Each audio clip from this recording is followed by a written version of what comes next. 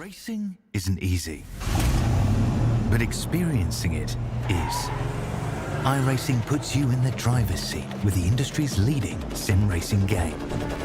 Drive on laser scan replicas of the greatest racing circuits from around the world. Go head-to-head against other drivers chosen by skill-based matchmaking to ensure competitive racing at every level. Compete across all your favorite series. In officially licensed cars, engineered to deliver the most accurate driving experience possible.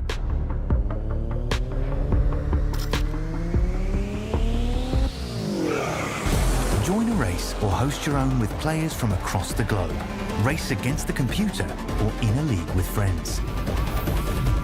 Feel the thrill behind the wheel. Visit iRacing.com.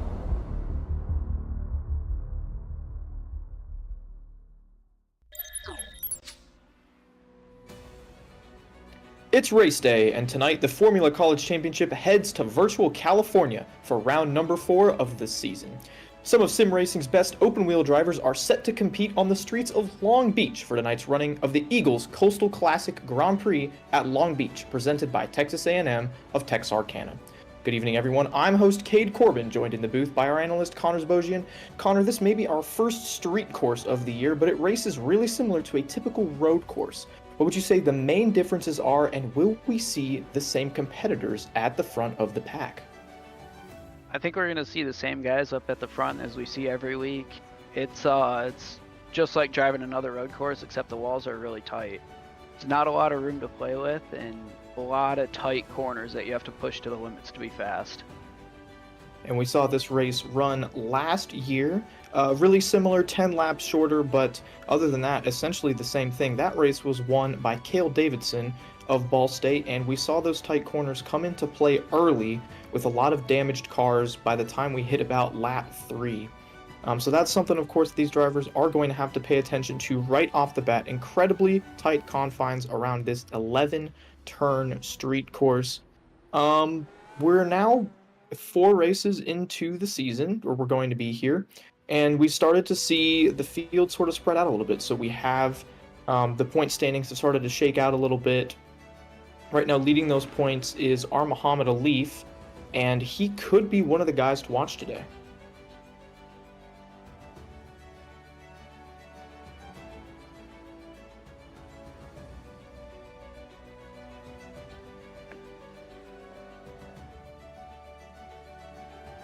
Oh, man. We have lost Connor. Let's go ahead and take a look at the track analysis that we have for today while we get that worked out. Connor, if you can hear us, want to go ahead and take this? Yeah, this track is located in Long Beach, California. It's our first street course of the season, as Cade said. It's a track of 1.96 miles. It's got 11 super tight turns. The track first opened in 1975. Pit road speed limit today will be 40 miles per hour, and the first appearance of this was season 11 in 2024. And that is season 11 of the overall collegiate iRacing League, so we're now in season 12 of that. This is the 6th season now that we have run the Formula College Championship, one of the longest running series within the collegiate iRacing League. Because this is being treated as a road course, we're going to follow those typical CIL Formula College rules.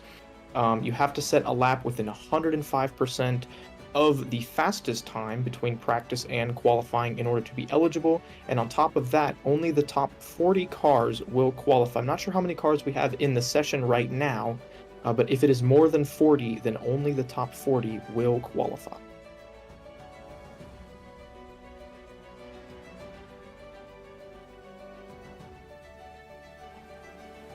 So now looking at the schedule for the future of the series, next week we head to Indianapolis Motor Speedway. This is very exciting. For the first time, we will be running a full-length Indianapolis 500. That's right, 500 miles, 200 laps around the Brickyard.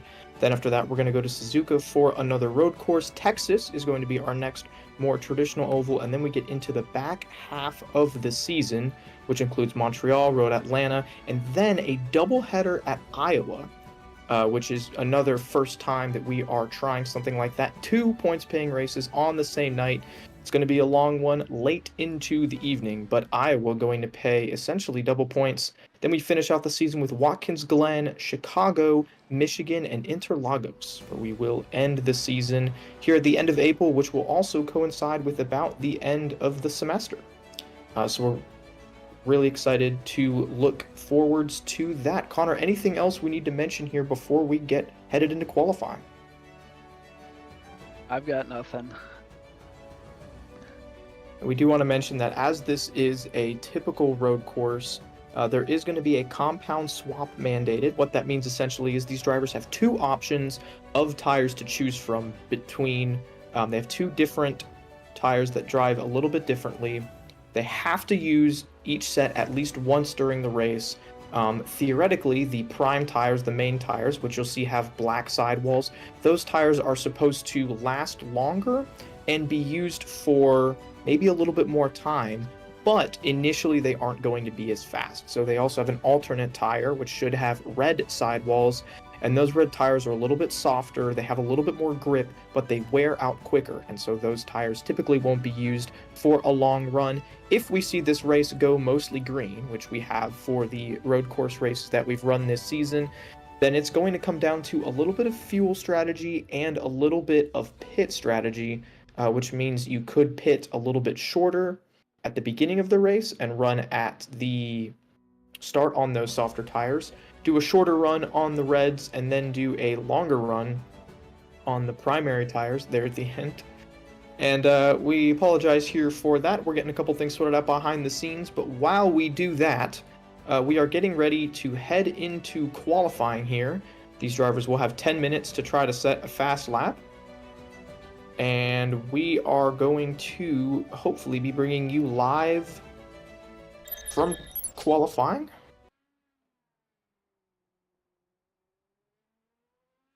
And this here is our track overview of Long Beach. Now looking at Lucas Moody. Connor, would you be able to walk us through a lap? Sorry, this is our Muhammad Alif. Would you be able to walk us through a lap here? Yeah, I'll wait till we get back around to the finish line here. As he is still on his out lap. And that outlap incredibly important to get temperature built up in the tires and also get up to speed. He's going to come here through turn 11 and hit the stripe on this next straightaway. Really wide entry out of turn 11. He's going to start the green flag. This is our longest straightaway on the track with a little right-hand bend right after the finish line. Going to come up past the pit exit, down into turn 1, a really tight left-hander that we're going to see a lot of action in on the first lap. Quick right-hander, and then off into the carousel. Going to come out of the carousel and make 2 sequential right-handers. Really tight corners, really kind of offset banking that gets the car really upset going through there. Make another left-hander, 90-degree turn. And follow it through, keep going all the way back to the left and the wall for another right-hander before the second longest straightaway of the track. This is most likely going to be where you see most of the push-to-pass used here, or the front straightaway. We're going to come back into another right-hander, and then another long left-hand turn, and a tight right-hand hairpin to finish off the track. As we see Alif get into the wall on his first lap. And our Muhammad Alif going to reset and try again. This looking at Ben Fiore from Maris. It shows you just how difficult it is. That's our point leader. Guy gets up and into the wall, so he's going to reset his car and try again. As of right now, Cale Davidson sitting on the provisional pole. More drivers completing laps, but Alif isn't going to finish a fast lap until much later here. But now looking at Ben Fiore. He works down, heading into, I believe, turn 8.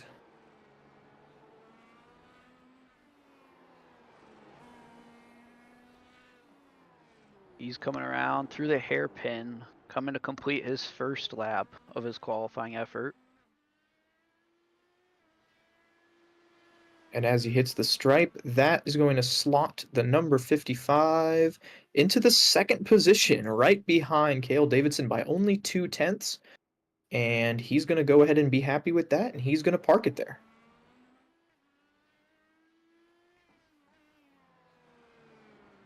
And Davidson still out, could be trying to improve his qualifying time. Unlike your typical oval race, in the street courses and road courses, you get as many chances as you are able to get in a 10-minute window. It's not a lap window, it is a time frame. So even though Davidson set a good lap, he's gone out here to either better that lap or just get a little bit of practice and, get a little bit extra experience. Nothing that's going to hurt you before the race. As it stands right now, only 0.07 of a second ahead of Lucas Moody. Moody incredibly close to his Ball State teammate, but Davidson still sitting on the provisional pole.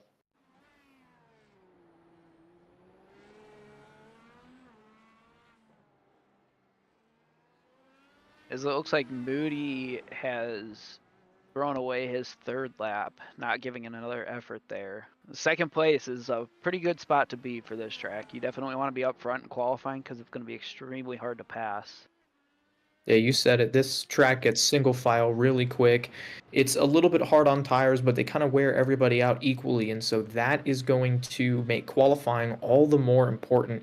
Got to be as close to the front as you can, as we see Ben Fiore still in the third spot now. Ryan Whitlock he's bumped to fifth as a Leaf jumps to the provisional pole.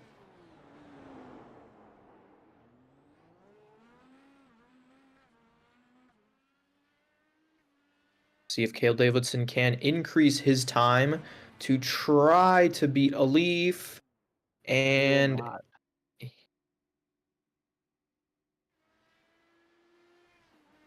still 4 minutes to go in qualifying here. A Leaf continuing to put down good laps, but Davidson hasn't been able to get any closer. Neither has Moody, neither has Fiore.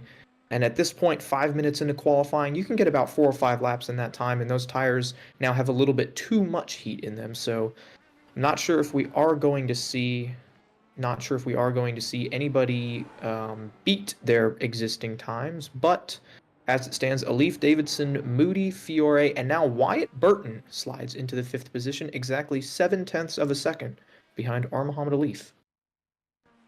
As Alif comes around to complete his final lap, he will not go quicker, but he will still hold that top spot on the leaderboard, 0.4 ahead of Cale Davidson. As Benjamin Fiore moves up to the 5th position with his final lap there.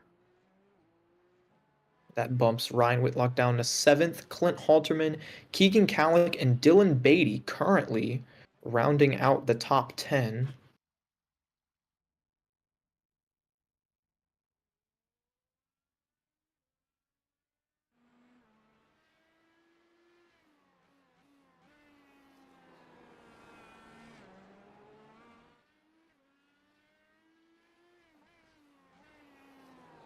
Continue to watch Fiore here. He's still out there putting laps in, getting a little bit of practice. Maybe he has a chance to get faster, but starting 5th, not bad. Fiore really high up in those point standings as it sits right now. After last week at Mid-Ohio, he sits 3rd. And so potential chance to get a little bit closer to the top 2 or at least hold on to that position, but he's going to do himself some favors by starting in 5th. Could give him a chance to see if he can stay ahead of some of this early carnage, which makes me now want to ask Connor, who is your pick for this race? Now that we've kind of seen what the starting lineup is going to look like, who do you think is going to be able to lead us to the checkered flag? Although it's hard to pass, I have to go with Jake Cummings. He had a really strong run last week that was kind of ruined by strategy. He was running down a Leaf there for quite a while at the end. But yeah, that strategy kind of screwed his race over, and he had to pit an additional time. But I think if he can get ahead on strategy and get ahead on track, he's going to be hard to pass. And I'm going to have to go with, I don't want to pick one of the Ball State cars. I think the wall of ball was super prevalent last week, and all of their drivers are going to be really hard to beat. But I think if anybody can pull it off, that Ben Fiore, you know, I think he's really coming into his own this season. He's obviously really good, third in points right now, like we said, and I think starting up right there towards the front, it's going to be hard to pass, but if he and Cummings can get up there really early, they might have a shot to take those positions. On top of that, if those top two somehow get together and do get damage early in this race, that is going to be even harder to come back from. So I'm going to have to go with Fiore. I think the Marist College driver is going to be someone to watch. As with the 105% qualifying rule, I believe that puts the required time to make the race at a 111.02. Our 105% qualifying rule requires that any driver be within 105% of the lap time of the leader, whether in practice or qualifying. That requires them to make the race. If they fail to make that time, they will not be allowed to race. And we have seen the 105% rule come into play a couple of times this season.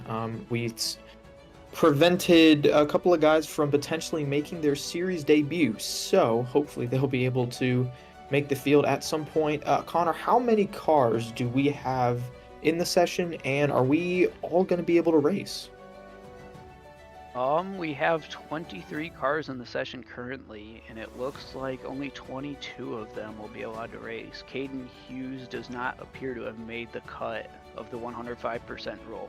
Everyone else is pretty well within that right now. Caden Hughes just outside of it. And that is Caden Hughes representing Bruton Parker College, a rookie this season. Looks like he will miss the field for what would be the 4th week in a row. But there is always next week at Indianapolis, as qualifying has wrapped up, and we now are going to have a little bit of a warm-up session here. Give these guys just a little bit extra time to get the feel of their cars.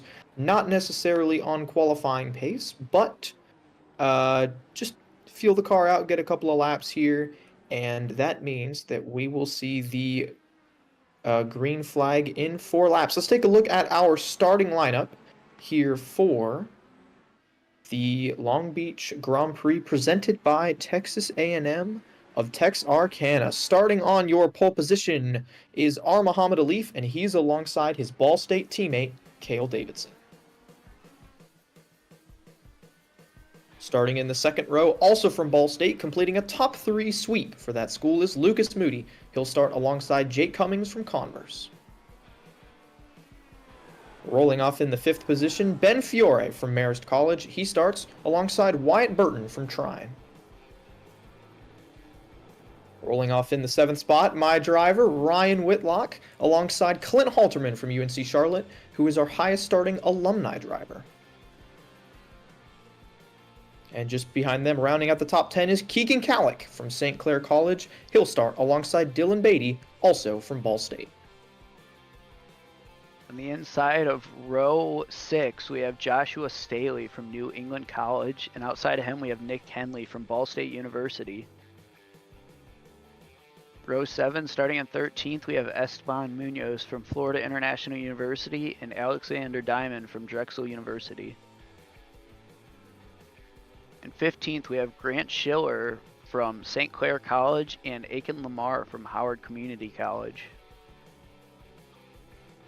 In row number 9, we have Marlo Duncan from the Milwaukee School of Engineering, and we have Ricky Paz from East Carolina University. 19th, we have Jason Wallet from Drexel University and Andrew Burrell from Clemson University.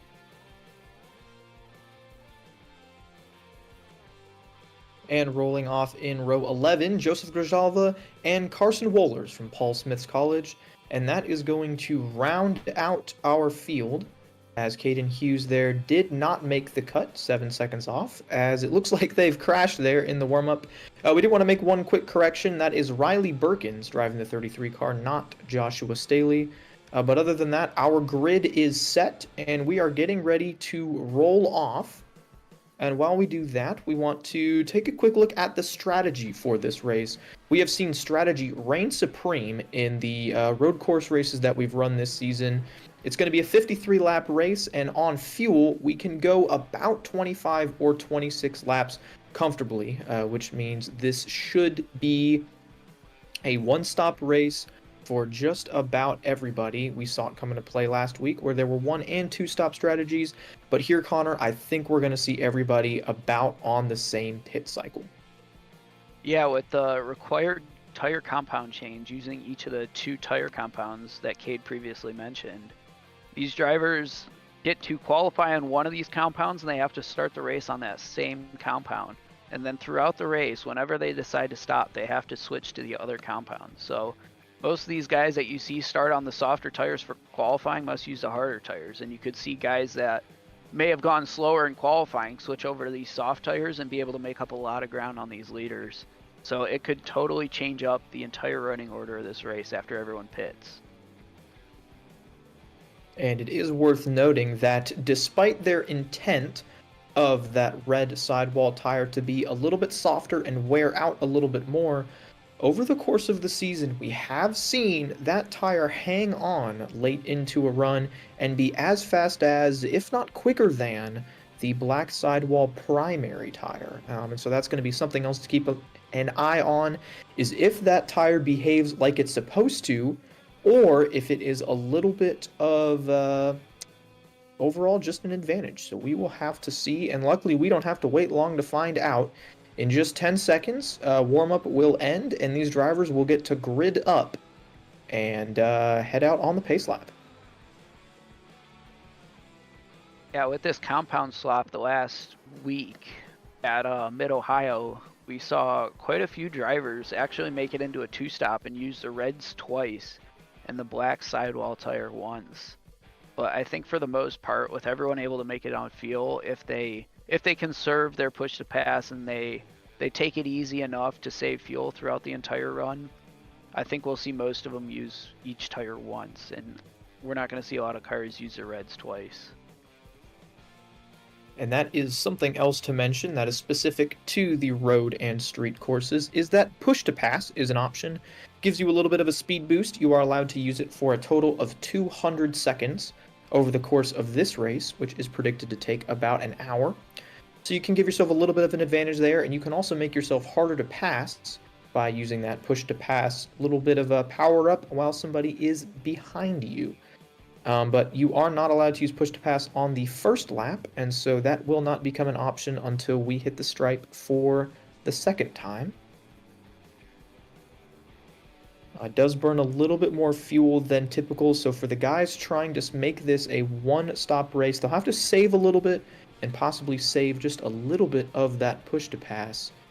But we will see how this goes, as it looks like everybody has gridded up. Yellow flag is out, which means next time by, we should see the green. As the location these cars grid at is just before that second long straight on the back stretch of this track. So they've got about half of the track to run under pacing before this pace car pulls off. It's going to be a very interesting start. This is the tightest start we're going to see on the course. I think a lot of guys are going to give some room, but you also have to be aggressive. If you get stuck behind somebody, it could be quite a few laps to wait for them to make a mistake or try and pull off a pass on them. And that's going to be the mentality to go into this start with. Patiently aggressive.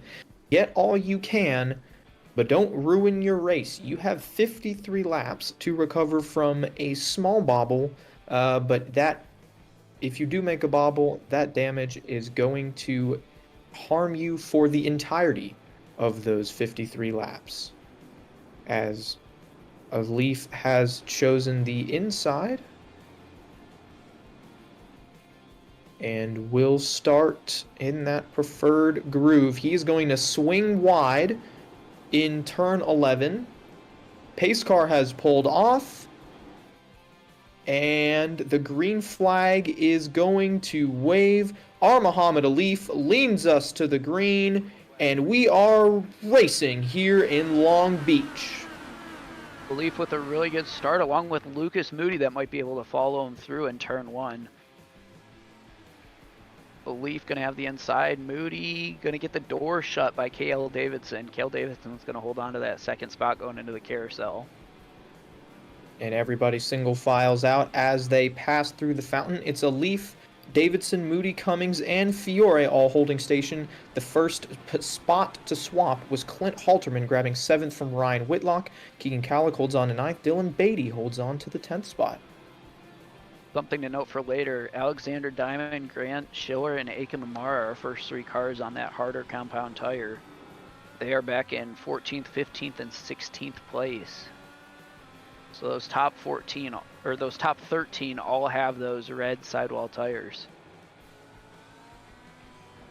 And as we see, Lucas Moody is losing several positions. Not sure what happened to that 13 car there, but his teammates have taken off from the field. A Leaf leading Davidson by about a car length as they come out of the hairpin for the first time and complete lap 1. Here we are looking at Lucas Moody right behind the 26 of Wyatt Burton. Burton started this race outside of the top 5, but he has already moved into the 5th position. Jake Cummings, Ben Fiore have also gotten around Moody as Moody sends it into the corner. He's going to go wide and into the wall. Whitlock is involved, and Keegan Calick able to get around, but Moody is going to pull off into the bushes and reset that car. And unfortunately, Lucas Moody has his race ended early. Looks like he gets into turn 1 super hot, not able to make the corner. Damage to his car, damage to Whitlock's car. Calick able to avoid any sort of damage.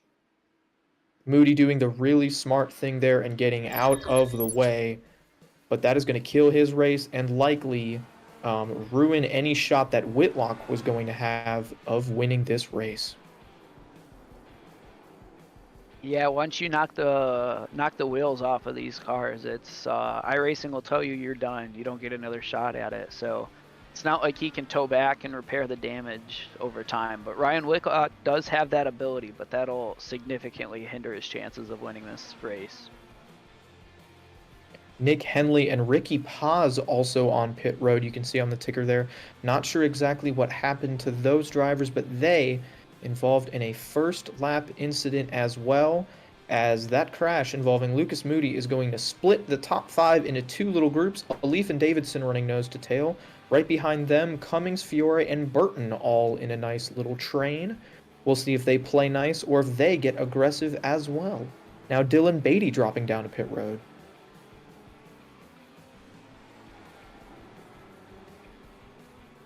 And Beatty was a car that was running inside the top 10, so that's going to move Riley Birkins up to the 10th spot. Alexander Diamond, still that first car on those harder primary tires. He is up to 11th. See Belief and Davidson starting to break away from Cummings here. Cummings holding up a little train.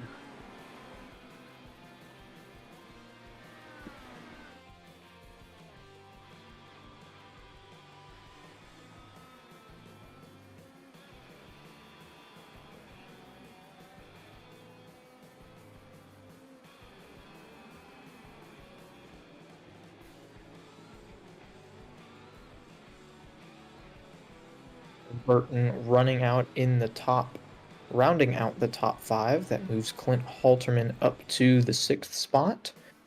As this race really has gotten strung out here, we kind of predicted this a little bit. It's street course racing, not a lot of room to run side by side. Even if you do get a run down some of these longer straightaways, we saw what happened with Lucas Moody. If you make a mistake and miss it by just that little bit, those tire barriers will eat you alive. And unfortunately, that's taken one driver out. Nobody wants to be the second. So we ride along with Ben Fiore here. He's heading into turn 8, now turn 9. Through 10, he's going to round the carousel. And if he can get a good run out of here, this is going to lead him into pretty much the only passing zone. But you see Jake Cummings much better at getting the power down there. Cummings going to launch off of turn 11. And we are now on lap 5, 49 to go. Fiore able to get a little bit of a tow here down the straightaway. But it's not going to be enough. Hits his mark into turn 1. That's the most likely spot that people are going to use these push to pass buttons. It's going to require getting a good exit out of the hairpin and just staying close on that straightaway. And a lot of guys are going to just try and use these push-to-passes to get around them on these straightaways. Those are nearly the only spots you can pass on this track without anyone making a mistake. And those numbers that flashed on the side of the ticker there were how many seconds of push to pass these drivers have left. You see Cale Davidson, Muhammad Alif not using too much.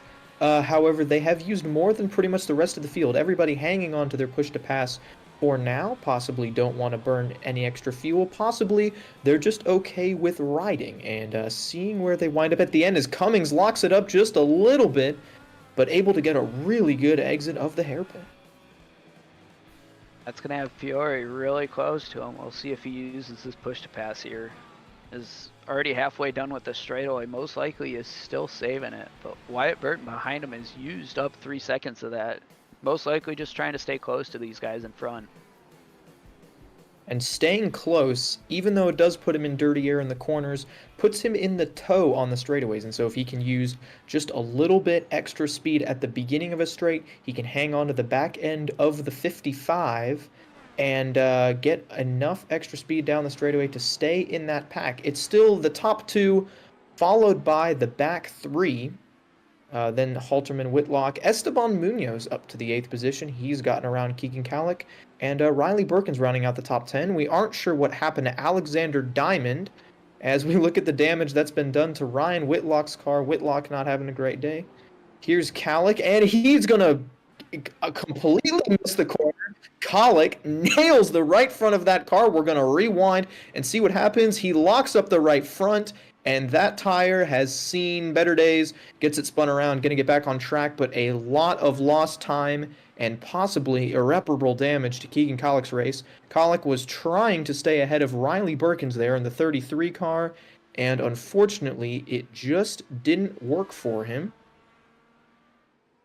Yeah, Kallick, our Rookie of the Year points leader, not off to a good start, but he has only that wing damage. He did not knock a wheel off in that collision, so he will be able to repair that damage and get back out on the track. As Whitlock has chosen to stay out with that broken front wing. Must not be hurting his pace that bad. And no, Whitlock has held on to the 7th position. What I was really worried about with that 81 car was if he got any underbody damage. We saw that car get airborne and then land heavily back down onto the track. But fortunately, Whitlock hasn't lost too much, holding on to his push to pass. He's got a 3-second gap on Esteban Munoz. So we mentioned earlier in this race, there was an issue involving Ricky Paz and I believe Nick Henley of Ball State. Paz is available for an interview here.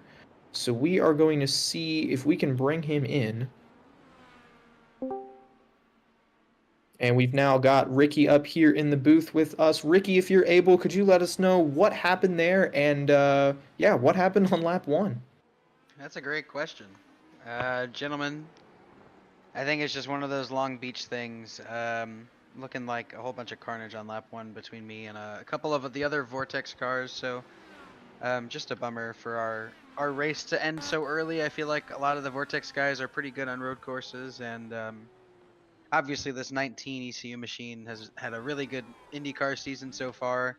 9th in points, and yeah, just sort of a bummer. Kind of gonna hang my head low, see if I can't nab a position or 2 here at the end. And yeah, I don't know. I just everyone kind of stacked up in the fountain, and there really was nowhere for me to go.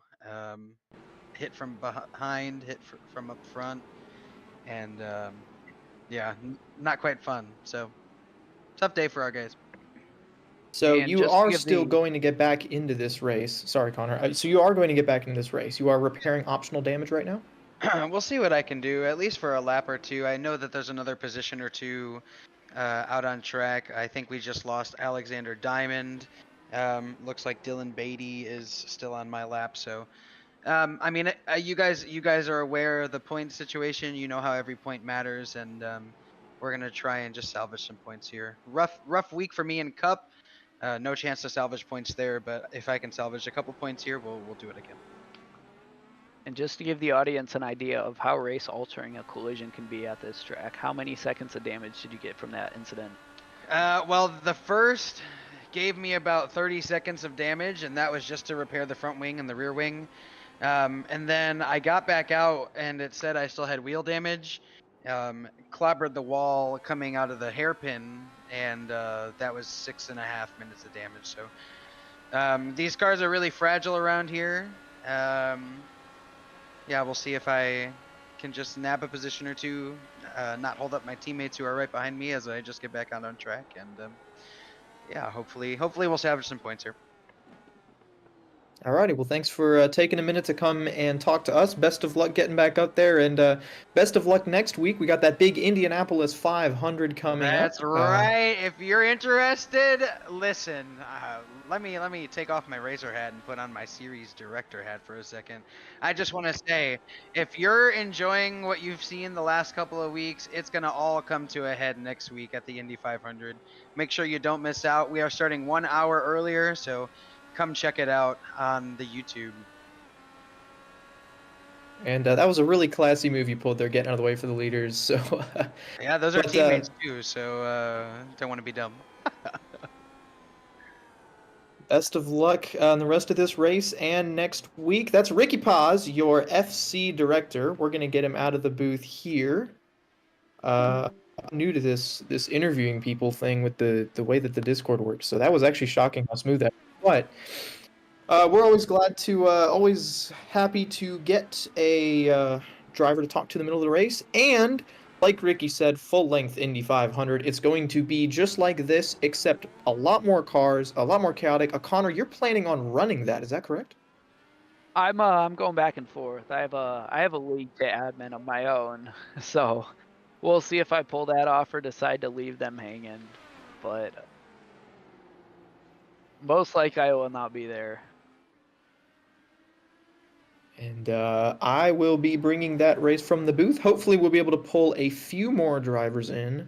But I know a lot of people are planning on making a one-off start, a one-off appearance, which means we could hit the 36 car cap, which would mean that several drivers would attempt the race, then not be able to do it. So you're going to want to make sure that you tune into qualifying for the Indy 500 before it even starts. And sorry, it's not the Indy 500. It is the Golden Eagle Grand Prix, again presented by Texas A&M of Texarkana, their esports department, sponsoring all kinds of races. Go to tamut.edu to find more about their transfer scholarships for esports players, or just in general. Great place to get a degree from, and they have had an incredible partnership with the CIL. They are sponsoring next week's full-length Indy 500. And I know I keep saying that full length, I sound like a broken record, but it truly is monumental, and it truly is going to be an epic occasion. 4 hours of racing. It's going to be absolutely fantastic. Like Ricky Paz said, we are going to be starting an hour earlier, which means the green flag will drop at 8 p.m. Eastern, which is, sorry, 7 p.m. 7 p.m. Central. Green flag drops at 7, which means qualifying is going to be right before that, 7 Central, 8 Eastern, Indy 500 full length, all the jazz. So, getting back to this race that we have on hand right now, looking at Ben Fiore, he's broken away from Wyatt Burton, so it's just he and Cummings trying to track down Alif and Davidson, but they have a 7-second gap to the lead. As you can see on the left, Benjamin Fiore has used up 12 seconds of that push to pass, whether it's trying to stay with Cummings on these straightaways or it's trying to get a run on him on one of these straightaways. But as you can see, he's unsuccessfully not found a way around Jake Cummings. And we do want to give a quick update. Riley Birkins was involved in a crash and is now out of the race, was battling Marlo Duncan. And Joseph Grijalva. Grijalva moved up into the 10th spot, so that is a good run for the driver from Purdue. As I believe we're going to get a look here potentially at what happened. And something now happened to Esteban Munoz as well. That car has lost a couple of positions. And another update, Nick Henley back out on track. He sustained damage in that lap 1 crash with Ricky Paz, but he's back out 2 laps down making laps. But back live here, this is your leader, Muhammad Alif, who has maintained about a car length over Cale Davidson, and these are two teammates, so I have to believe that they are working together, that this was some sort of premeditated strategy to try to hang together, give themselves the draft, and almost treat this like a Daytona or a Talladega type track, Connor. I don't think I've ever seen this on a street course before. This is certainly new to me, using the draft almost like a super speedway. Yeah, those two are working together really well. You see, they've used up a lot of their push to pass, just trying to get a gap or trying to stay together. But Cale Davidson's used up almost half of his push to pass. But these two are working really well together, staying clean, not holding each other up by battling, and they've pulled quite a gap on Jake Cummings, 8.5 seconds back to third place. And we had mentioned Wyatt Burton from Trine was running in the 5th spot. Something happened to that 26 car. He now sitting on pit road. Don't believe he is out of this race, but somehow sustained significant damage. We are going to rewind here, take you right back in time, and eventually find what happened to that 26 car. Pulling down pit road in reverse, which means we'll back it up and see here he's already sustained damage to the left front wing. And evidently that was more terminal than before. Right here, tucked in behind Ben Fiore, and nails that inside wall. Big hit for Burton, and evidently enough damage, possibly got a meatball repair flag from iRacing for nailing that inside wall.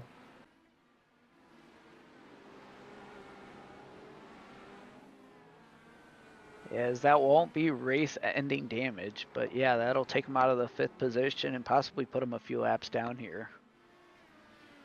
Because I think Esteban Munoz got it in the possibly the same corner Wyatt Burton did.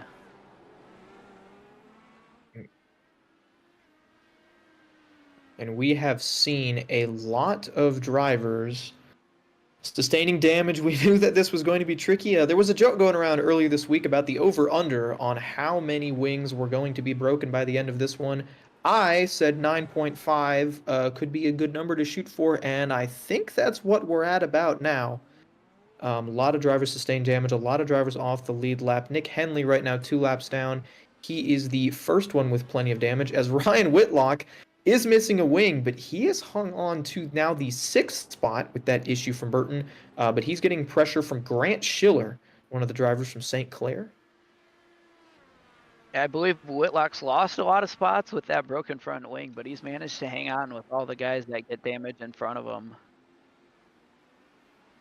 And I do want to apologize. That is not Grant Schiller. That is a lap car, but that's kind of the stage we're at now, where we are catching lap traffic with those drivers that have already been damaged. I actually think that is Keegan Kallick, who sits 6 laps down. They're right behind the 81, so not a Battle for position. Yes, that is Kallick, another driver from St. Clair College. I had the right school, but not the right driver. Unfortunately, not the day Kallick wanted to go. He was running inside the top 10 when his incident happened. Same as Burton, gotta feel really disappointed, came in here with a good chance to have a good run, and unfortunately over before it really began. But that's just how racing goes sometimes.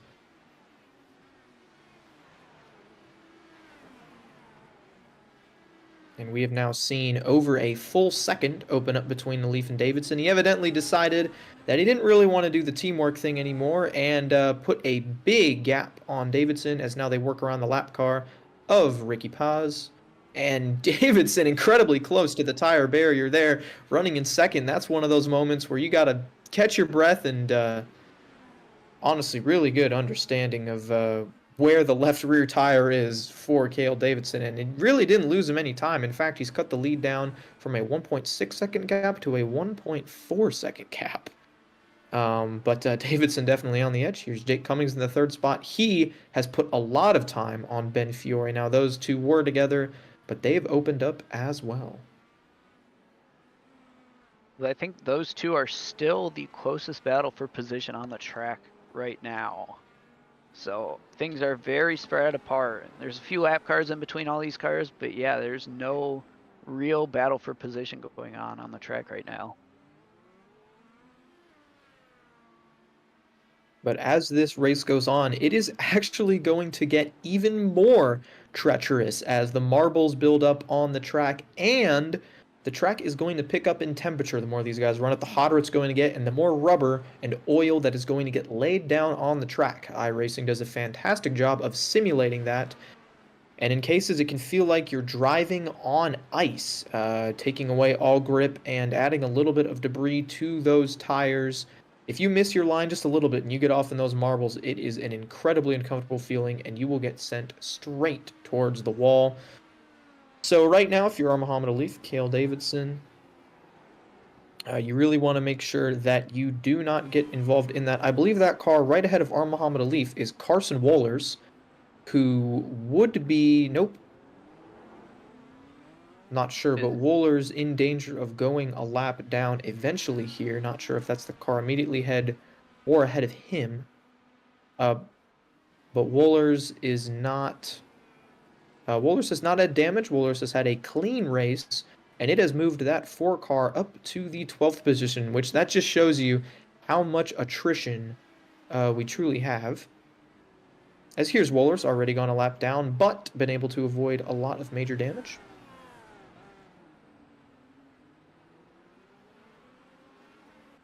And next to go lap down would be Aiken Lamar, just a few seconds ahead of Alif here. Alif really putting in some good laps and lapping a lot of these cars really early into the race. And even though it would be the nice thing to do, Aiken Lamar really can't roll over and give Alif too much room, because that car ahead of Lamar is Jason Wallet from Drexel, and that is a position. This is the battle for 10th.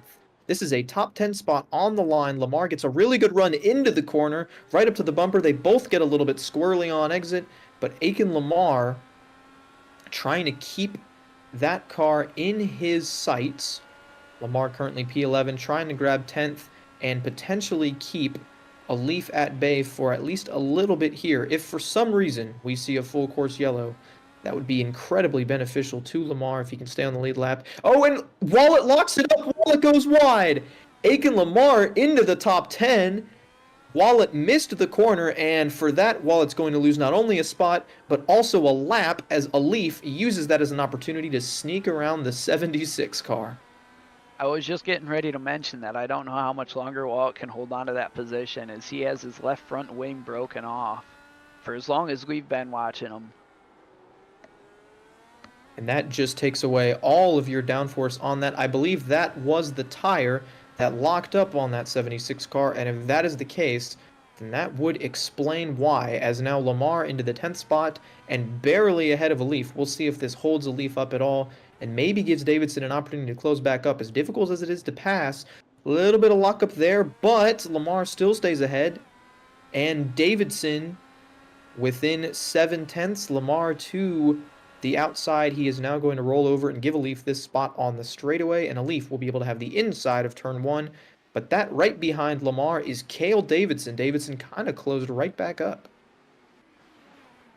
The next car to go lap down will be Marlowe Duncan, not too far ahead of the leader here. As Davidson gets around Lamar cleanly. Marlowe Duncan, another one of those drivers who has had a fairly clean race, but the blistering pace being set by the Ball State drivers is simply what has caught those guys and put them a lap down. No real damage there for Marlowe Duncan, representing the Milwaukee School of Engineering. Right now a top 10, and he is also missing a front wing. So, it just shows you how difficult this track is, even running by yourself. You can have a little bit of lockup, get a little bit of damage, and it can hamper you. But for the most part, Duncan had a clean race, sitting top 10, and still on the lead lap as we close in on the halfway mark. So we'll go ahead and take you through the top 10 here. I'll take the top 5. Connor, if you want to take the next 5. We'll start with our leader, Muhammad Alif, who has led this race from the pole. That's kind of been his style this season. We'll see when he pits. We expect pit stops within anywhere from 3 to 6 laps from now. But that would possibly be the only opportunity that anybody else has to lead this race, is when Alif comes to pit. But for the most part, it's been another flawless, dominant performance for our Muhammad Alif. I say it like it's really boring, but I got to believe that from behind the wheel of that 12 car, it is incredibly difficult. Same for Cale Davidson. It might look easy, but trust me, folks, it is not. Even though Davidson is a second and a half behind Alif, he is still putting up an incredible race, running incredibly well, incredibly fast, and that entire Ball State program has to be proud of the performances that these two drivers have put up. As a team, they have put over 11 seconds on Jake Cummings, the next closest driver, who is a respectable, very respectable road racer in his own right. But Cummings over 11 seconds off the lead, 10 seconds off the next position. Right now, navigating through some lap traffic, really tight on the exit of the hairpin. Still a good race for Cummings. I think if we get a chance to interview him, he'll be a little bit disappointed with himself. But we've seen the dominance from the Ball State cars. Here's Ben Fiore. I picked him pre-race, and he hasn't really let me down. He's been running really well. Lost touch with Jake Cummings, but still one spot higher than where he qualified, so that's going to be a net gain. He's just got to make sure that he doesn't lose too much more time, as Clint Halterman in the 100 car rounds out the top 5, and he has been steadily gaining a little bit on Ben Fiore. And I believe that is Halterman, yes, right behind the Mayor's College car. So Halterman, a potential opportunity to grab the 4th spot. He's done a good job of managing those tires, managing that race, managing his push to pass, has yet to use a single second. Fiore has been on it trying to defend that position as they snake back to the left, heading into turn 6. Halterman right there for the 4th spot, but we'll continue here looking at our top 10. Next on to Ryan Whitlock, still missing that right front wing. He's been running almost the whole race since lap 1 with that missing right front wing. Pit stop's coming up soon. We'll see if he takes the time to repair the damage, or if he just continues on with that broken wing. It may be faster than fixing the damage as a whole. So, interesting strategy play here, but we'll see if it works out for him. I don't see him coming back through the field with a broken wing, but he might hold on to that track position and get a good points finish here today. Next, Grant Schiller, not too far ahead of our leaders. Our Muhammad Alif is coming up to lap him pretty soon here, about a full back straightaway away from him. He's had a pretty quiet race, pretty consistent, stayed out of trouble. He's been right there. So look onto him as he switches onto those soft tires later in the race to possibly gain some ground and make up some ground. Into 8th place, our first car a lap down, Joseph Grijalva. He's had a pretty clean race as well. See no damage on that car. I can't remember if he was involved in an incident earlier, but he's still running pretty strong. Next is Marlo Duncan. We saw him earlier missing that right front wing as well. He's chosen the same... Oh, Aiken Lamar, sorry. Aiken Lamar in the 9th place. Let me find him. As we saw him go a lap down earlier as he was passing Jason Wallet with that broken wing. He's had a clean race, no damage. He's got a little scuff on that left front wing, so likely gotten just a little scrape on a wall or another car, but he's kept it clean for most of this race. 10th place, Marlo Duncan. As we've slowly seen falling through the lineup. He's got that missing right front wing. Same strategy as, was it Ryan Whitlock, I believe. We'll see if he takes that damage, but he is the car that has been split apart by these harder tires. Those guys from 7th through 9th are on those that harder compound black sidewall tire. Marlo Duncan back on that red tire, so he should be pitting for this harder tire soon. And that rounds out your top 10. Just behind them, Jason Wallet still running well even after that lockup. And then Andrew Burrell, who started this race pretty close to the rear. He has had a recovery up to 12th just by running clean. There he is. He's gotten around Carson Wohlers. Wohlers, I believe, had some sort of incident. Burrell missing the left front wing. There is Wohlers now 2 laps down. We saw him earlier fighting to stay on the lead lap and unfortunately lost it. Believe there was some sort of incident involving that 4 car. If I'm not mistaken, this is his first ever race in the Formula College Championship, and right now sitting 13th. I might be wrong, but if I'm not, a pretty good debut from Wallers. Nick Henley is trying to just tick off some laps. So is Dylan Beatty. We saw Wyatt Burton there on screen. All of these drivers just trying to tick off laps and just see if they can get a couple more positions like Paz. Ricky Paz, I believe, up to the 18th position. Still 7 laps down, but that's better than 20th, which is where he was running. We take a look at the ECU driver. He's running pretty good laps, nearly into the wall there. He actually may have caught it just a little bit on the left side. So that shows you no giving up for Ricky Paz. But we have hit lap 27, which means we are officially halfway through this race, and we can expect to see pit stops incredibly soon. As I believe Cale Davidson has already made his stop and cycled out. There he is on pit road. He has moved on to the hard tires, so looking at this one-stop strategy, like we said earlier, I don't think we're going to see too many people on this two-stop strategy unless they've broken a wing off and had to go and repair damage, but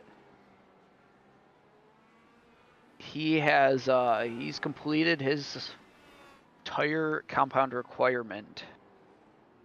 I think Benjamin Fiore is on the pit now as well.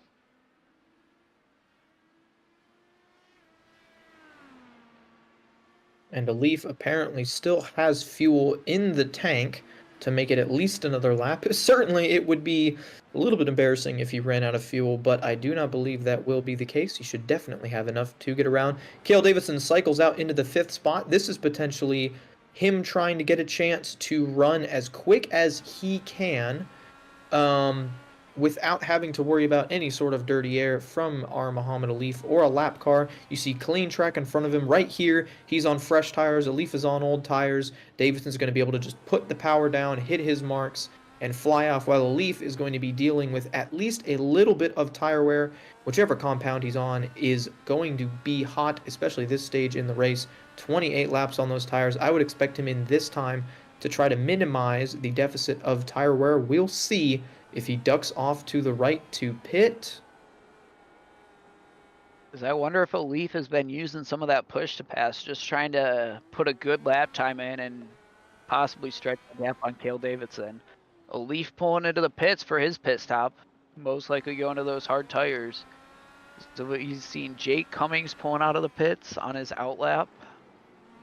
And Cale Davidson, Fiore, Grant Schiller, and Marlo Duncan. Joseph Grijalva, Carson Wallers have all pit and changed tires.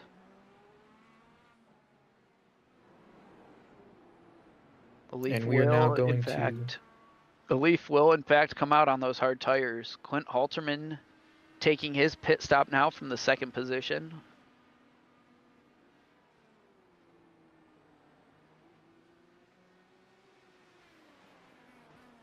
And we will see how this shakes out here. Alif had such a lead before he came in on the rest of the field. Halterman pitting the same lap as him basically means that Alif now has the opportunity to wire this race, as he came in on lap 28. Unlikely that he'll have to make another pit stop, so he just has to run it out here, continue to tick clean laps, continue to keep that car clean. Everybody else has cycled out. I believe Ryan Whitlock is the only one who has yet to make a stop.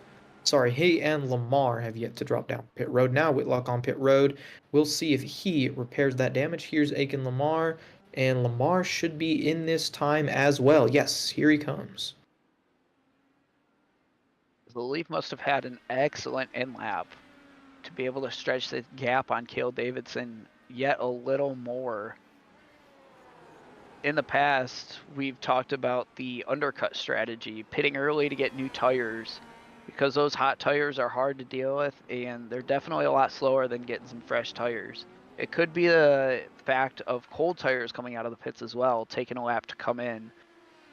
So he may have gained some time on Cale Davidson there as well. So we're seeing that gap stay at about 4 seconds, so those cold tires aren't affecting a Leaf too bad. Ryan Whitlock. Yeah, Whitlock. Sorry. Whitlock has repaired that car. He elected to take what was likely optional repairs from iRacing to fix that car. So we'll see if his lap time improves a little bit. Throughout that cycle, just ahead of him, we talked about Halterman was able to grab the 4th position. Halterman has 200 seconds of push to pass left, so Halterman likely going to be hard on that to try to drive away from Fiore. And if he can do that, Whitlock has all of his push to pass left as well. So we could, by the end of this race, potentially see a battle for the 3rd position shape up and a battle for the 5th position. A little bit of Cummings versus Halterman, a little bit of Fiore versus Whitlock. But it could take another 20 laps for that to shake out. We'll just have to see. Still 23 laps to go here in this contest, and I have a feeling that we haven't seen the last broken wing. Grant Schiller just lost a lap, which means that Whitlock is down to being the last car on the lead lap. Just a blistering pace from Muhammad Alif. And Schiller, I believe, ran long, and he is the last one to pit, if I'm not mistaken. As I'm pretty intrigued to see how much ground Whitlock can make with that new front wing repaired. See if he can close the gap on Fiore, because we were expecting some good pace out of him to start this race. But Halterman, yeah, Halterman's been moving through the field very smoothly. Still with 200 seconds of push to pass, most likely saving it to the end for a late race battle. Hopefully we see some more of those because the field is extremely spread out right now. And to your point, if Halterman is able to run down Cummings, he does want to save a little bit of that to try to aid in making the pass. It is called push to pass after all. It's not just a speed boost. But he's got to get there first. So we'll see if Halterman can run him down. Whitlock in the 6th spot in kind of the same boat. He has 14 seconds, I believe, to make up to the 5th spot. Halterman is looking right now at an 8-second gap. But earlier it was closer to 9, so maybe a little bit more pace out of that 100 car.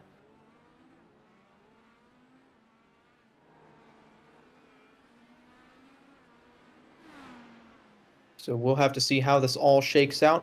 We do want to take a moment to thank you all for watching tonight. This is live CIL coverage. You are watching. Oh, Alif, hard in the wall.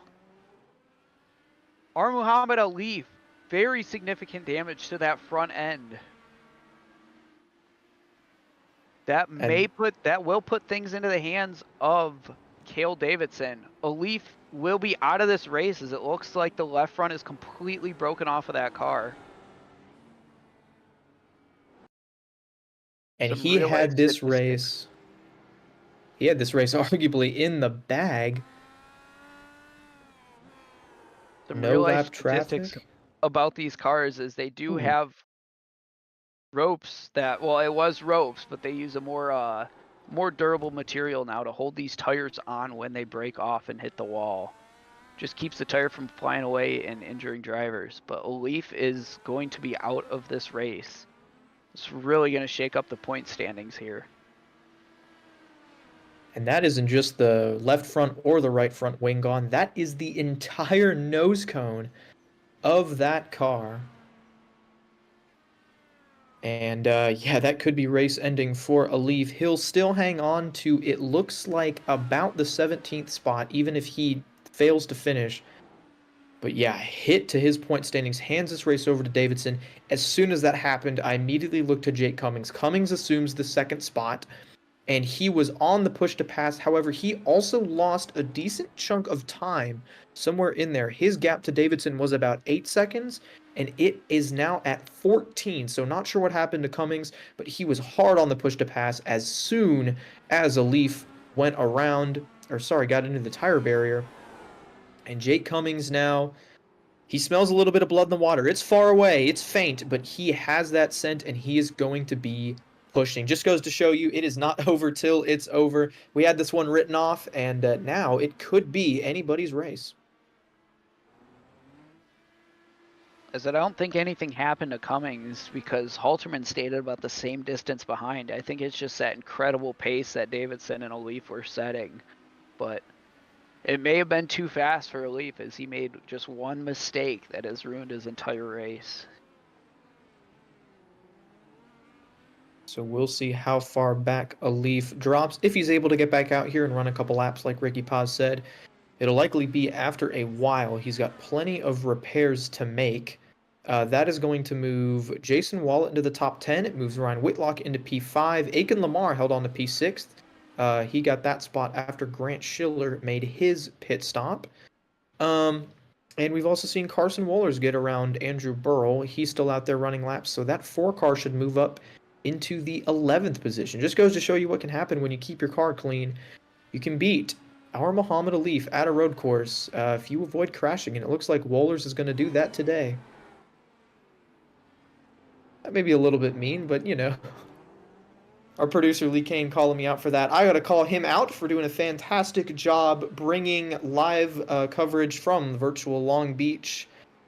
We had some issues a couple of weeks ago, able to get those sorted out, and we have had a pretty good broadcast and pretty good camera angles, bringing you as much coverage as we can. We have seen a pretty action-packed street course, a lot of damaged cars, a lot of interesting storylines to follow. Of course, the big one now is who is going to win this race, as I believe we had another issue because Wohler's up to the 10th spot. It was Grant Schiller. Schiller now on pit road, and the action just keeps going. Here's Schiller alongside Ricky Paz, completely misses the corner and nails that right front. As Keaton Calick is in the pits as well once again. Pollock and Schiller, both from St. Clair College, I believe. But, yeah, we've seen an incredible race, an action-packed race. Lee's been bringing it all, and it's definitely still not over. As soon as we try to write this thing off and say, yeah, we're just going to run it out to the end, something goes wrong. Davidson could be the next victim. Cummings could be the next victim. Still a 14-second gap, so no immediate pressure from behind. But Cummings has got to be on the wheel right now. 14 seconds is not entirely insurmountable if you use the draft, if you use the push to pass, if you hit all of your marks and lay down time trial laps. It is possible that this thing could close up. I think if Davidson doesn't make a mistake, he has it pretty much solid. But I said the same thing about Alif, and I cursed him apparently. So we'll see just 17 laps from now who is leading this race. For Davidson, it would be back-to-back Long Beach Grand Prix wins.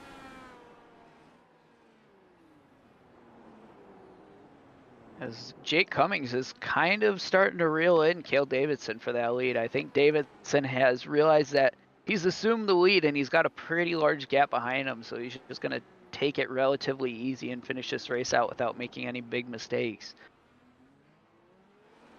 Quint Halterman also has used up a large portion of his push to pass. Just a few laps ago, he was at 200 without any of it used, but he's really been using it up, trying to put in some really good laps. And another driver in that category is Ben Fiore, now up to P4, one spot better than he qualified. He's also used up a decent amount of his push to pass, trying to get through these damaged cars on their lap, that lap traffic, and just move as much as he can. He is trying to stay as close to Halterman as he can, because that means that he's farther away from Whitlock. This little bit of a long-range battle for the 4th position. Do want to mention our Muhammad Alif, I believe, is back out on track. Could be wrong about that, but he stopped losing laps. And I am, in fact, wrong about that. Alif.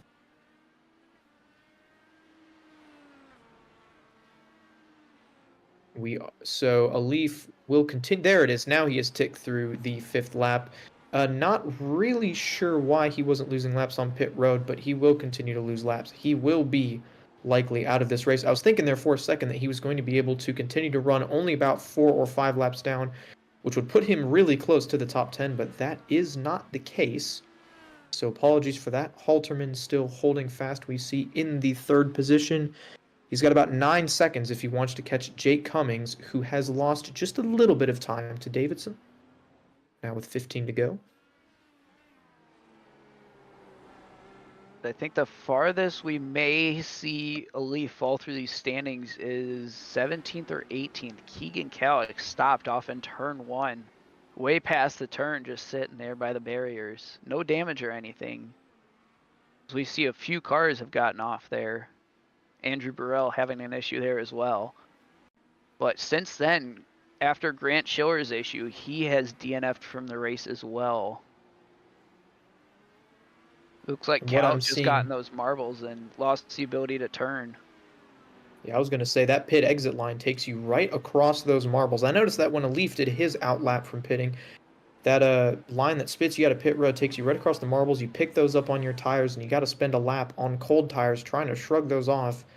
It looks like both Kalik and Burl got into those that debris, and they went straight. They weren't able to turn. It's like the car was on skates, and that is exactly what happened. So, fortunate for both of those cars. However, they both were already a couple of laps down, so not a huge change of position there.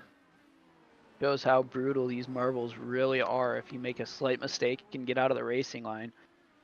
As you can start to see the rubber building up on the track, you see these large black areas going through the corners that these drivers really need to stay in to avoid these marbles.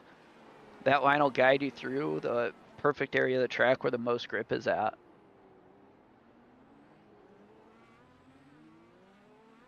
And we're going to try this again. Last time I tried to give a couple of shout outs. The leader crashed, so we will see what happens this time. But just wanted to remind you all, you are watching the Eagles Coastal Classic Grand Prix at Long Beach, presented by our sponsor, Texas A&M of Texarkana. Their transfer scholarship for the esports program, $6,000. And so they have partnered with the CIL to sponsor a number of events this season across all 4 of our series. We have the Garage Shop College Cup Series that runs on Monday evenings, this series, which runs on Wednesday evenings all the way through the end of April.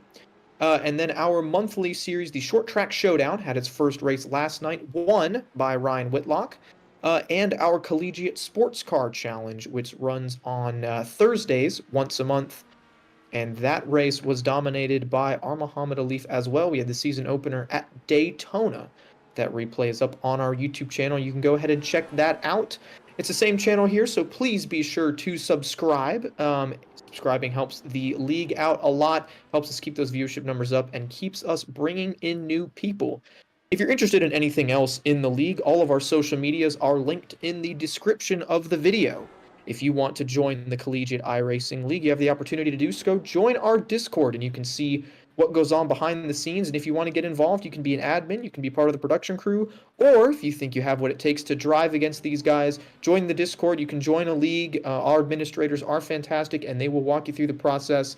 But if you think you can get out here and challenge with these guys, or if you want to do some work behind the scenes, or you just want to see what goes on a weekly basis when we're not driving, come join us. Join the CIL. And now, with that out of the way, did want to remind you guys that this video does have the chat feature enabled. I see a few shout-outs, so we're going to go ahead and take a look at those. Grant Schiller shouted out. Grant Schiller today representing St. Clair College. It is his rookie season. Unfortunately, Schiller was involved in a couple of accidents. I believe right now he's out of the race, currently being scored 8 laps down. But still a pretty decent showing for Schiller, at least before he crashed. Also, Dylan Beatty getting a couple of shout-outs. Here he is. If we could show Dylan Beatty, that would be fantastic.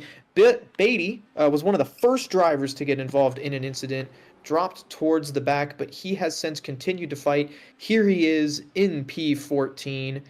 He is 6 laps down, but continuing to fight as drivers continue to get damaged, continue to get dropped. Beatty just picks up more and more points. He's gotten around our Muhammad Alif. He could pick up Wyatt Burton here. He has done an incredibly good job staying tenacious. Not the day that he wanted there in that 14 car, but Dylan Beatty continuing to cook. Despite the fact that he's in 14th, still a couple more positions that he could grab. There's still 11 laps to go. Plenty of opportunities for broken wings. Plenty of opportunity for more action. If you want to see more like this, subscribe to the YouTube channel, like the video, and continue to check in with the Formula College Championship. Now just 11 laps to go. Nick Henley has moved up into the top 10 position. He was another guy that was involved in an early wreck, but just goes to show you, never give up, never drop out. And he now, even though he's 2 laps down and had damage early, runs inside the top 10.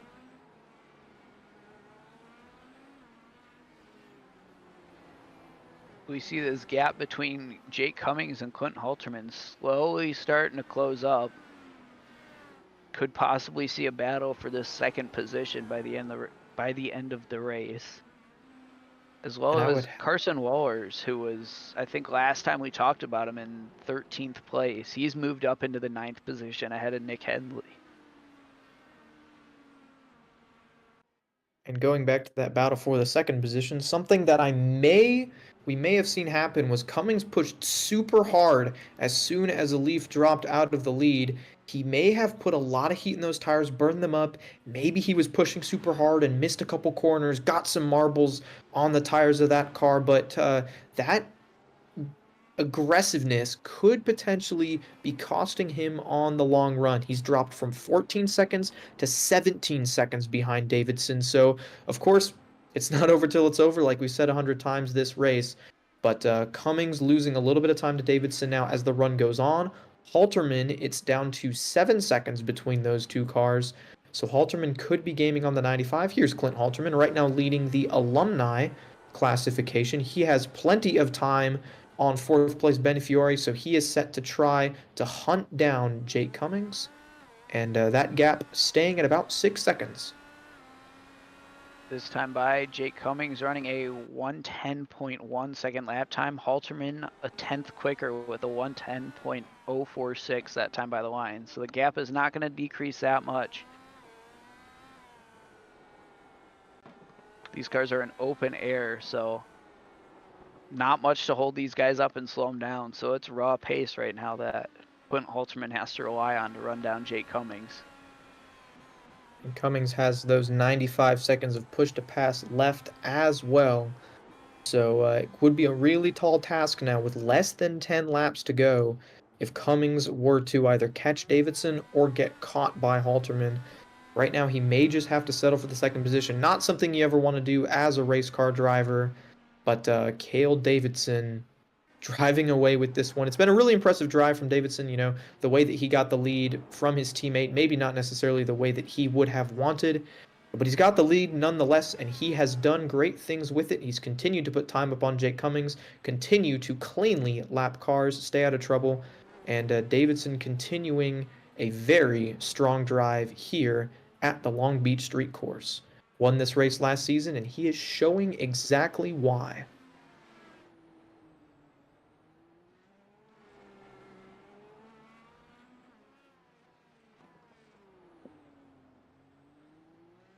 Another gap that may be closing in is Ryan Whitlock on Benjamin Fiore for that 4th position. About the same gap Cummings has to Halterman, but those two gaps have slowly been shrinking. Ryan Whitlock has lost another wing. He's broken the right front off that wing once again. I take my statement back. It's going to be really hard for him to reel in Benjamin Fiore now. And evidently they repaired that thing with Scotch tape. They probably should have used something a little bit stronger because it fell right back off.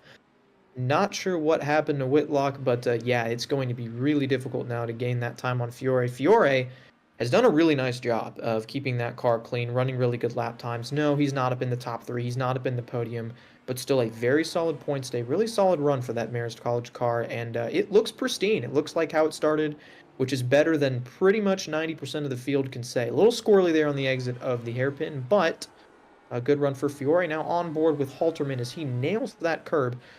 Next time by, we'll see just 7 laps to go, so we're getting down to it. Davidson, a 17-second lead over Jake Cummings. The big storyline there, Muhammad Alif out of the race, along with, I believe 10 other drivers, as Jason Wallet is out of the race. Not sure what happened to the 76 car, but a few laps ago, we saw Wallet drop down the order, and Ricky Paz, there he is. He's moved back up into 14th. At one point, he was in 20th. And he was up here in the booth talking to us, and he has worked his way back up to the 14th. Last car running on track, but he's now on the same lap as Ball State's Dylan Beatty, so if he pushes, potentially an opportunity for Ricky Paz to walk out of here with P13.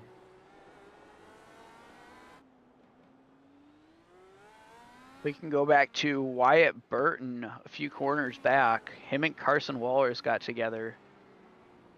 right before that long back straightaway. And that is what neither of those drivers want to see. They've both already been involved in a couple of incidents, running 3 and 6 laps down respectively. Here is the contact. I believe this is turn 5, sharp left-hander. Waller's just slowed down a lot more than Burton was intending to. Doesn't look like any permanent damage on either of those cars. I was just going to ask for the onboard. Producer read my mind. Looks like they Wyatt got into a Burton lot of marbles there. getting really lucky there not to lose a front wing in that incident. While it is Looked to possible, it is a me- little harder to knock off those rear wings than those front wings. So a lot of the time you see the car from behind get the most significant damage from those interactions. And it looked to me as if Carson Wohlers was attempting to just move out of the way and inadvertently interfered with Wyatt Burton. No wrongdoing for either driver there, but it's not going to affect the final order. It doesn't look like. Carson Wohlers is in a little bit of a battle with Andrew Burrow. Both those cars a little damaged, a little battle scarred, and 3 laps down. So there is a possibility that the top 10 could be ever so slightly up in the air. But laps ahead of them, Cale Davidson continuing to tick away. Here's Andrew Burrell, driver from Clemson University. And he is, I believe, significantly behind Carson Wohlers. I don't see the yellow number 4 anywhere out of his viewpoint. As there he goes really wide, and you see what happens when you get into those marbles. Just loses all grip, and it's going to affect him all the way down this straightaway. Losing speed across the stripe, still the straightaway to go, still the straightaway. He just wants to get to the corner so he can brake and stop losing speed. And finally he hits his braking mark, hits the apex, and now he's going to kind of clean those tires off here through the carousel section. But still 11th place for Burrow. As the gap between Carson Wohlers and Andrew Burrell is about the entire length of that long front straightaway. And it looks like now Davidson has caught up to and lapped Ryan Whitlock, which leads us with just 4 cars on the lead lap. An incredibly impressive number, impressive performance from Cale Davidson. Just goes to show you this truly was an attrition race. There's Ryan Whitlock. He is in the top 5, and he is a lap down after less than 50 laps. It looks like the wing has reattached itself, so I'm not sure if he pit and managed to not lose a position, or if he did a little bit of magic, but he had a big gap back to Aiken Lamar, and so it's likely he decided to play the safe route, pit that car. We'll have to see if we can find that out, but only 4 laps to go, no reason to do anything dumb. Whitlock has a P5 locked up if he can continue to run. But Halterman slipped back quite a bit there. He now has 16 seconds up to Cummings. Not sure what happened to the 100 car, but he's managed to maintain. He's missing a left front wing. It looks like we were able to get one last wing ripped off here before this race ends. Hopefully the last one, but Halterman probably pushed a little too hard and tore the left front right off of that UNC Charlotte machine. Has trouble with Ricky Paz. He has broken that left front wheel off, which is going to retire him from the race as well. We're going to shoot back in time until we see what happens to Paz. Right there, he gets the wall. That car was facing backwards. I believe there could have been some sort of contact. Just got too tight and got those marbles. Looks like he gassed it up to get it out of the way of the other drivers as well. Nice, respectable thing to do. I believe that was Nick Henley who was coming through there. Henley not for position. So we ride along with Ricky Paz. We're going to see just a little bit high on corner entry. Nails the left front of that car, and yeah, he's going to gas it up. He knows his day's done. Pretty much, he's locked up the 14th position, and he is going to hold on to that. A little bit of smoke ahead of Davidson. That's what you don't want to see. I believe that's the 121 of Burrell. But nothing major there. Davidson just going to keep on rolling. Coming to 2 laps to go for Cale Davidson. As we may have one battle left in store for you guys. Benjamin Fiore is getting ever so close to Clint Halterman, who's broken off that wing. And that gap down to less than 5 seconds as Fiore continues to hunt down Halterman. Halterman with that reduced downforce. It's going to be really, really tight. I don't know if Fiore has enough push to pass left. Well, he's got 169 seconds. If I were Fiore, I would lay on that, push myself. It's down to 3 seconds now. Probably near 169 seconds left in this race. I would be using it every chance I could get at this point. That gap has come down to 3.5 seconds now. And that is still a big gap. It's not going to be easy, but if Fiore can pull it off, there he is. He's on the push to pass down the straightaway, hard into the braking zone for turn 9. Through 10, he's going to get a good run here, and I believe right here he's going to take 2 laps to go. So he'll have 2 more chances to cut that gap down to Halterman. It's less than 3 seconds now. I don't know if he's got enough time left, but if I'm Fiore, pedal to the metal. He's on the push to pass down the front straightaway. He might be able to get Clint Halterman. It would be a really late race battle for third, but it might be possible. He's got 20 more corners left if he wants to try it. No cars ahead of him to interfere.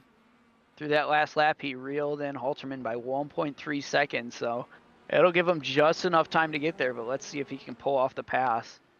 We might see it get pretty aggressive here. Halterman trying to hold on to that 3rd position. If you're Fiore, though, you just got to remember, you are holding on to 4th position. You have a top 5. Don't throw it away doing something dumb. I think that's how Halterman got his damage. Really close to the wall there on corner exit for Fiore. That gap now down to about 2 seconds. Davidson's taking the white flag, which means Halterman's going to take it. And when he comes out of turn 11, Fiore will get the white flag as well. Right here, he's going to... This is turn 9, 10, and 11. Fiore power down the straightaway.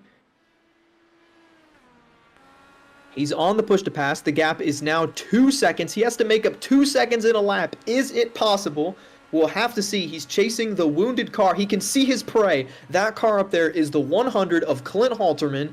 As we're going to switch to ride along with Cale Davidson. This is your race winner. Cale Davidson has driven a flawless drive from Ball State University.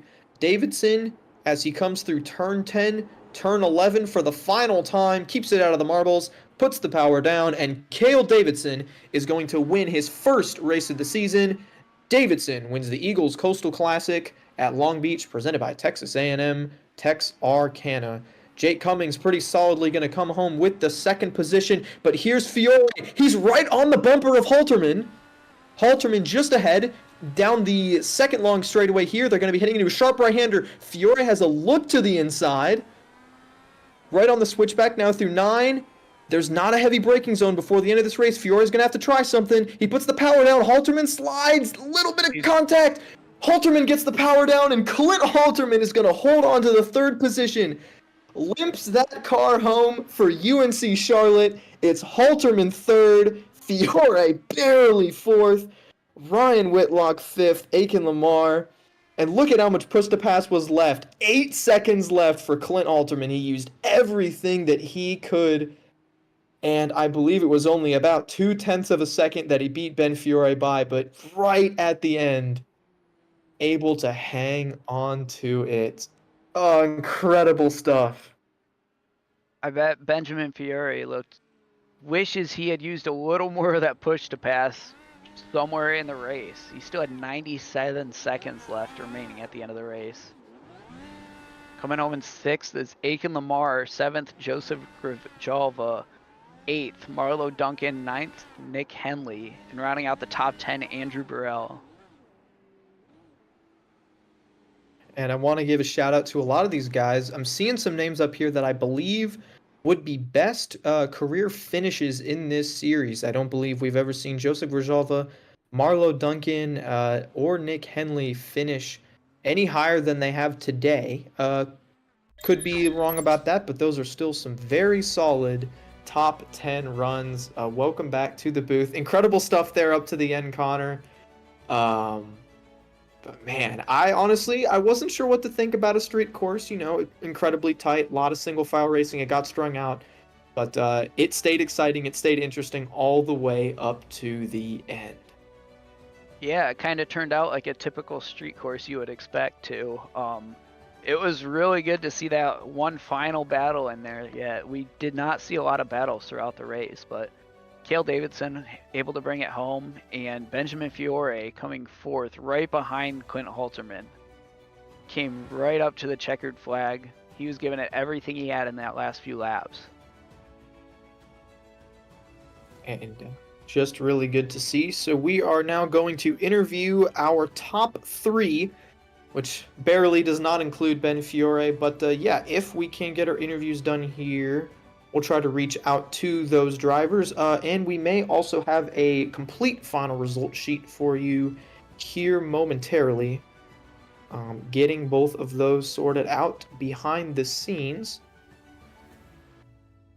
But Connor, if this is going to be your last race in the booth for the season, what a way to go, huh? What a way to go. Yeah, fantastic end to my 3-race broadcast career. I don't know how much more I'll be doing of it. I don't think I'm that great at it, but it was fun to do, and I had a blast doing it with you. Well, I had a blast too. I think you're doing pretty good here. It took us a few races, to get some mechanical gremlins sorted out and get in the flow of things. But no, I think it was a great way to end, and it's been awesome having you. If you can ever come back, we'd be more than welcome to it. But the season's going to go on regardless of who's in the booth. I'll go ahead and shout this out one more time. Next week, an hour earlier than this race, which means the green flag is going to drop at 8 p.m. Eastern Time, which will be 7 p.m. Central and 6 p.m. Pacific Time. But 1 hour earlier than normal, we will see a full-length 500-mile, 200-lap bout at Indianapolis. That race presented by today's sponsor as well, officially being called the Golden Eagle Transfer Scholarship Grand Prix, presented by Texas A&M of Texarkana. Again, that is 500 miles, just like the real-life Indy 500, just like the real-life Brickyard race that is the cornerstone of IndyCar racing. And we are expected to see a full field for that, a ton of action. We'll be doing plenty with that. So yeah, we're going to try to get some interviews done here for this race. Don't want to move on too early. We still got to break this one down. But,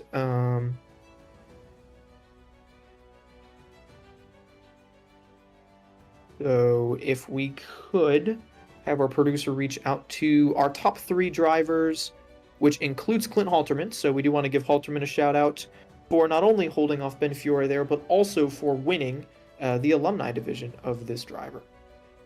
Sorry, of this race.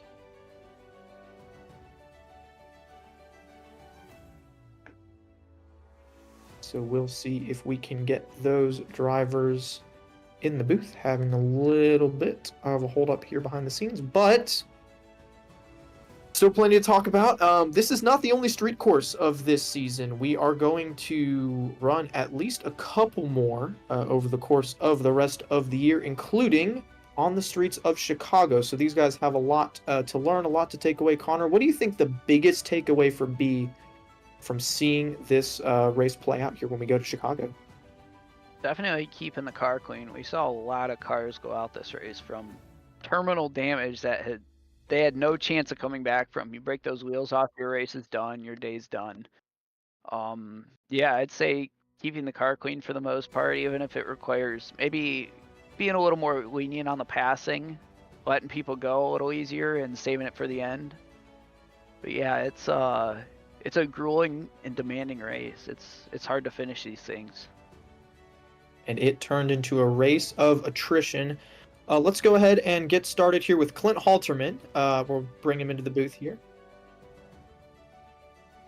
And I believe we'll be bringing Clint Halterman into the booth here. Clint, that was a fantastic battle there at the end. You were able to hold off Ben Fiore.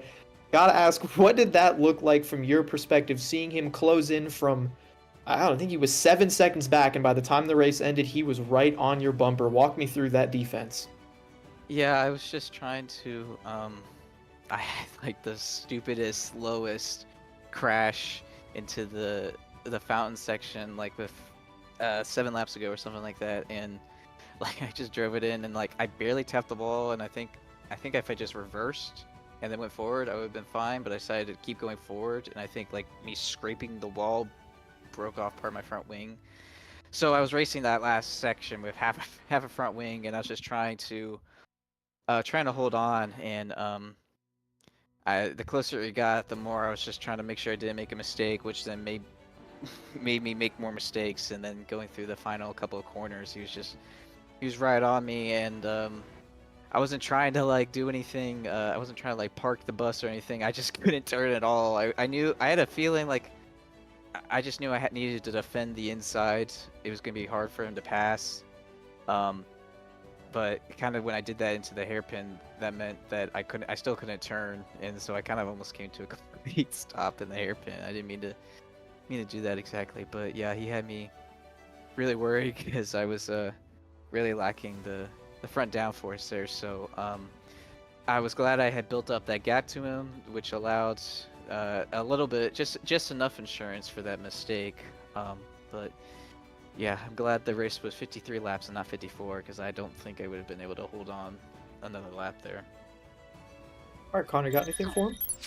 Yeah, so we made mention multiple times throughout the broadcast of how brutal the marbles are and how fine of a line you have to be throughout the race to miss these marbles and stay in the rubber to not lose grips. Did the marbles have any effect on your incident that you had towards the end of the race? I don't think it had too much of an impact on that incident. It may have.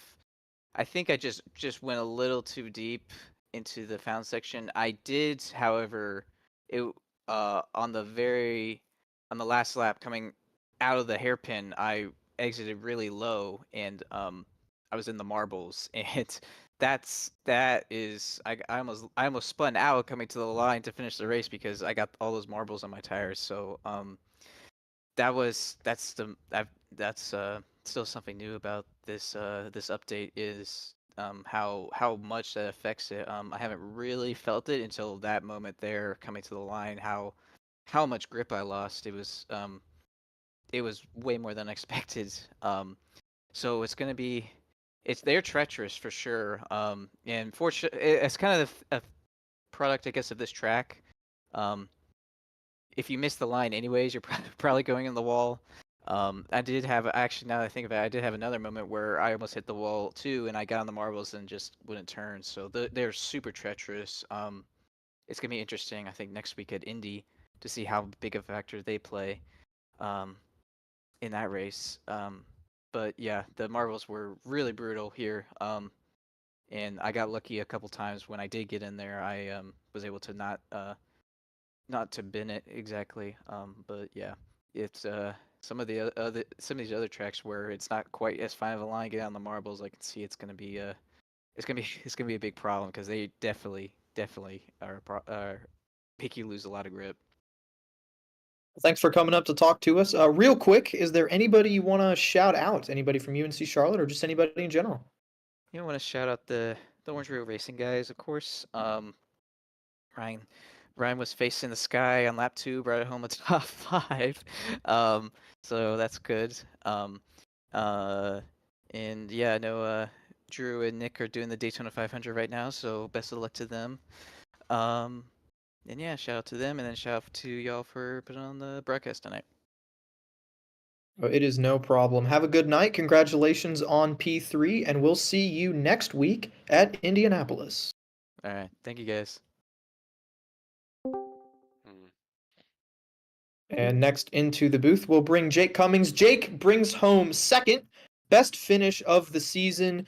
Jake, I want to ask about tires. Overall, just how your race went, but also how did you feel that the tires affected that overall race? To be honest, yeah, it was interesting, the tire situation, because in practice, when you're constantly pushing to get the lap time, it did not feel good on the alternates after the first 3 laps went by. And yeah, so me and my buddy were contemplating alts or primaries when everyone went with alts anyways. So then everyone just drove so easily the first stint, they just never really faded off that much. You were still able to near about match some pretty competitive lap times throughout the whole stint. And then the primaries, I don't know if it was a me thing or what, but I just had no pace on them until the last 10 laps or so. I just kind of felt like a boat, a lot of understeer. But yeah, it ended up being all right. But Clint was catching me pretty quickly before he made his mistakes. So uh, otherwise, the race was uh, low stress, which is good around here. It's hard to focus for the entire 53 laps, and also having to look at like your fuel situation and the relative and what other people's strategies are and all that jazz. So it was nice to just have the gaps that I needed. Me and Ben kind of worked together a little bit to fuel save in that first stint once we were detached from everyone else, and just kind of plain sailing from there. Everyone else just made more mistakes than I did. I think I only had like one major mistake where I nearly went into the wall and I just had to slow it way down. But yeah, pretty clean. Sucked what happened with a leaf, but I'll definitely take the P2 any day. And Connor, got anything for him? So you managed to keep the car clean the entire race. You did mention that those the alternates were kind of, they showed signs of heat really quick and lost grip pretty easily. So with you taking it that easy, as you mentioned towards the beginning of the race, did you start pushing a little harder when you saw that a leaf had gone out to try and reel in Cale Davidson to win this thing? Yeah, definitely. It was around here. It really is just qualify as best you can and then just hold position. So if you need to drive at 90% the whole race, so be it. It really is just more about not making those mistakes, as you said. Because I mean, at the pace I mean, I didn't really make any mistakes, but I know there was a lot of people, or a few people at least, who were probably faster than me, but they didn't have the track position and they kept making mistakes. Like, Clint was reeling me in by a few tenths a lap, and he probably would have gotten up to me if it weren't for his mistake. And had other people who just, got involved in things. So just staying out of any sort of trouble was the most important thing for sure. And yeah, toward the end of that first stint, it was pretty easy to push on those alternates and use up some of the push to pass that we hadn't really been touching at all. Just trying to make that fuel number as well to make it to lap 27, make the second stint a bit easier. Uh, but yeah, it was easy and pretty difficult at the same time because Long Beach is one tough cookie. Well, thanks for coming up and spending any time with us. Anybody you want to shout out real quick? Yeah, of course. I'll shout out my fiance for watching my POV stream. I would thank Converse Esports, of course, for the support that they give me in every single race. It's pretty crazy with our schedule. And then I'll thank the Tech Sport Academy. We're trying to bridge the gap from sim to reality and making some good strides towards doing that. And also, lastly, thank you to you guys, of course, for putting on this stream. I know it's been kind of tough to make it work, but I've noticed you guys have been working really hard to get it all down, and I'm sure that a lot of improvements are coming.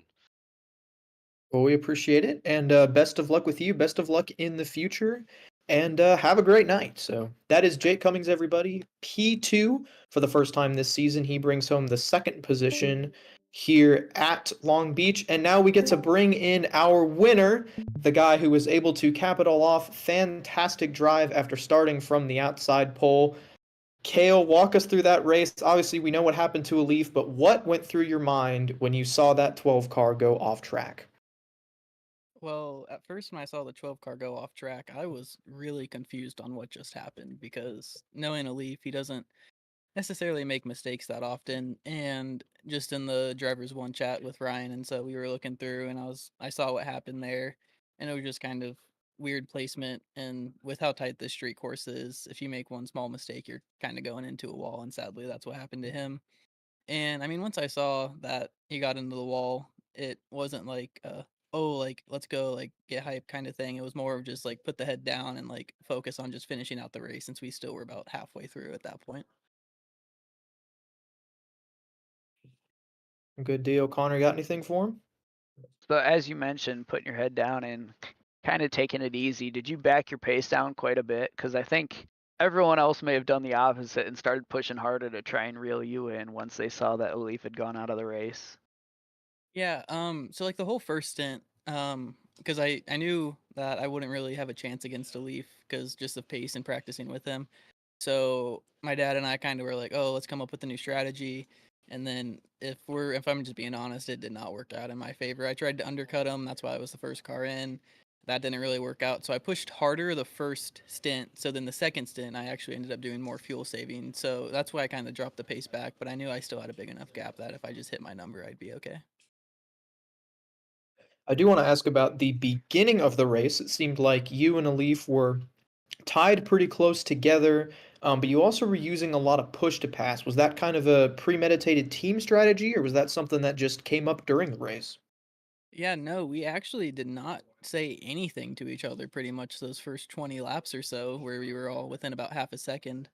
I was using push to pass just to try to keep up with him, and I honestly did not know he was using push to pass at all either.